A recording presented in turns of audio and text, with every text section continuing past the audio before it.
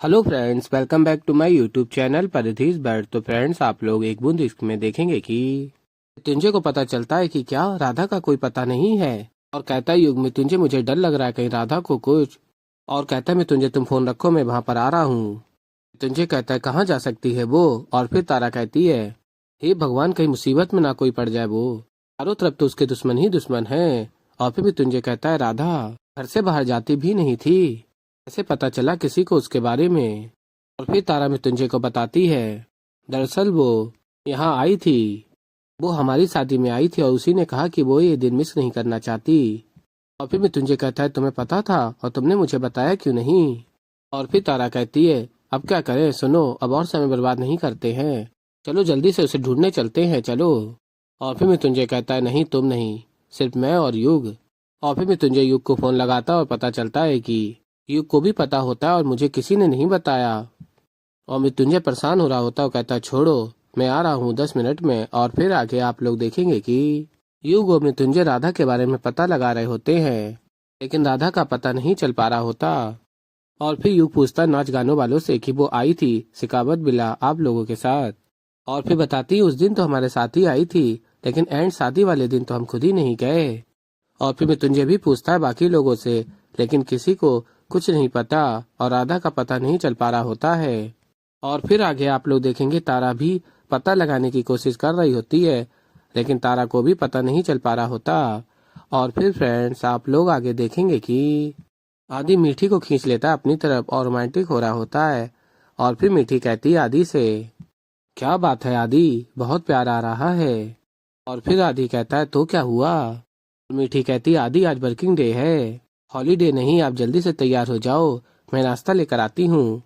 और फिर आगे आप लोग देखेंगे कि फहीम मियाँ चाय लेकर आते हैं जयराज के लिए और जयराज समझते हैं तारा आई है। और फहीम मियाँ कहते हैं हम हैं हुजूर। और कहते हैं मैंने बहुत सोचा बहू के आने की खुशी में कुछ खास बनाऊं, लेकिन एक बहू वापस बहू बनकर आ रही है तो फिर उसका स्वागत कैसे करूं, मेरे बहुत सोचने पर भी समझ नहीं आ रहा।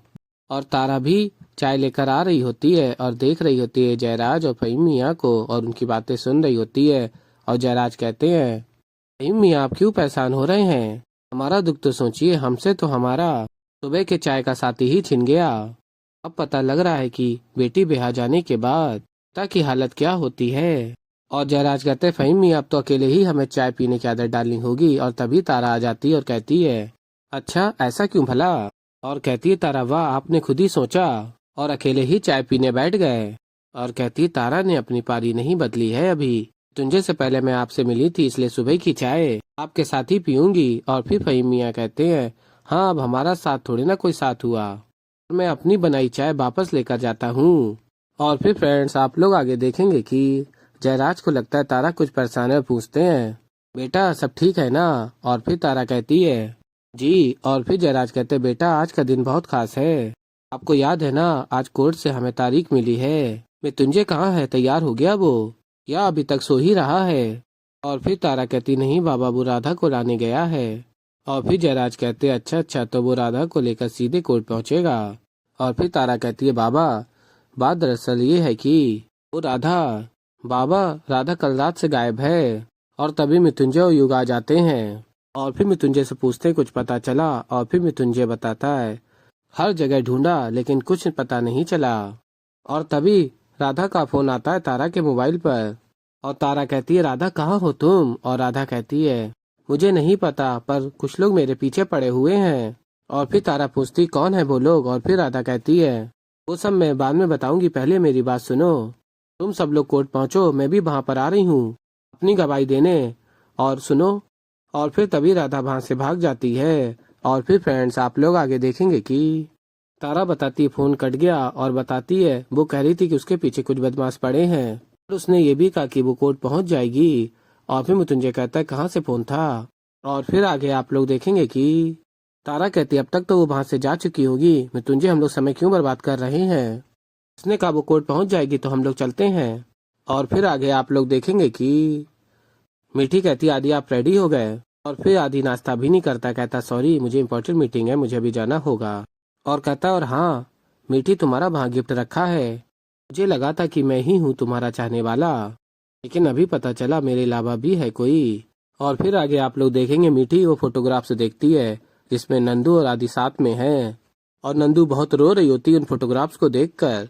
और फिर फ्रेंड्स आप लोग आगे देखेंगे कि वकील साहब कहते हैं मृत्युंजय से कहाँ है राधा। देखिए इस केस को दोबारा खुलवाने के लिए हमें अदालत से बहुत मुश्किल से तारीख मिली हुई है। अब क्या चाहते हैं आप कि हम जज को और वेट करवाएं। और फिर जराज कहते हैं बस आती ही होगी वकील साहब। और फिर वकील साहब कहते हैं अरे आप लोग उसे अपने साथ लेकर क्यों नहीं आए, क्योंकि आप सब अच्छे से जानते हैं कि पूरा केस उसकी गवाही पे टिका हुआ है, फिर भी आप लोगों ने उसे अकेले आने के लिए छोड़ दिया। और फिर मैं तुझे बताता वकील साहब बात दरअसल ये है कि राधा लापता है। और फिर फ्रेंड्स आप लोग आगे देखेंगे कि कलावती के आदमी लोगों ने पकड़ रखा होता है राधा को और कलावती बहुत खुश हो रही होती है, कहती है राधा। और फिर आगे आप लोग देखेंगे कि वकील साहब कहते हैं क्या मजाक बना रखा है आप लोगों ने इस केस का। अरे हम तो कोर्ट में साबित करना चाहते हैं कि राधा अभी मरी नहीं है और आप लोग कह रहे हैं कि वो लापता है। और कहते देखिए आप लोग अपनी नहीं तो कम से कम हमारी रेपुटेशन का तो ख्याल रखिए। तारा कहती है वकील साहब हमें पूरा विश्वास है कि राधा यहाँ जरूर आएगी। और फिर फ्रेंड्स आप लोग आगे देखेंगे कि तारा कहती है उसे भी पता है कि उसकी गवाही से ही मृत्युंजय रिहा हो सकते हैं और मृत्युंजय की आजादी के खातिर राधा किसी भी बड़े से बड़े तूफान से टकरा जाएगी। और फिर आगे आप लोग देखेंगे कलावती के आदमी राधा को पकड़ लेते हैं और कलावती कहती है तू उस मृत्युंजय के लिए तड़प रही है जो तुझे छोड़कर किसी और का हो गया। और राधा कहती है जाने दो मुझे। और कलावती कहती है अरे क्या जाने दो मुझे, जाने दो, बाधा निभाना है, जाना है तो जा। और फिर आगे आप लोग देखेंगे कि मीठी पहुंचती है तारा के घर पे और तभी माँ कहती है क्या हो गया बेटा, तुम रो क्यों रही हो। और फिर कहती है मीठी नंदू से मैंने हमेशा आपको तारा भाभी की बड़ी बहन की तरह देखा, वो तारा भाभी जिसकी मैं इतनी इज्जत करती हूँ, मैंने सपने में भी नहीं सोचा था कि आप इतना नीचे गिर सकती हैं। और फिर तारा की माँ कहती है क्या कह रही हो तुम, कैसी बातें कर रही हो। और फिर मीठी फोटोग्राफ दिखाती है और कहती है आप अपनी बेटी से पूछिए जिसने मेरी जिंदगी बर्बाद कर दी। और फिर फ्रेंड्स आप लोग आगे देखेंगे कि कलावती फोन लगाती है मृत्युंजय को और आवाज सुनवाती है राधा की छोड़ो मुझे जाने दो। और तभी मृत्युंजय बताता राधा की आवाज तो राधा कहाँ हो तुम। और फिर राधा कहती मृत्युंजय।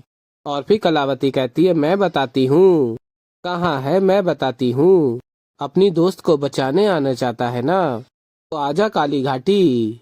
और हाँ ये निमंत्रण तेरे और तेरी धर्म पत्नी के लिए है, कोई और दूर तक भी नजर आया ना तू अपनी जान से हाथ धो बैठेगा।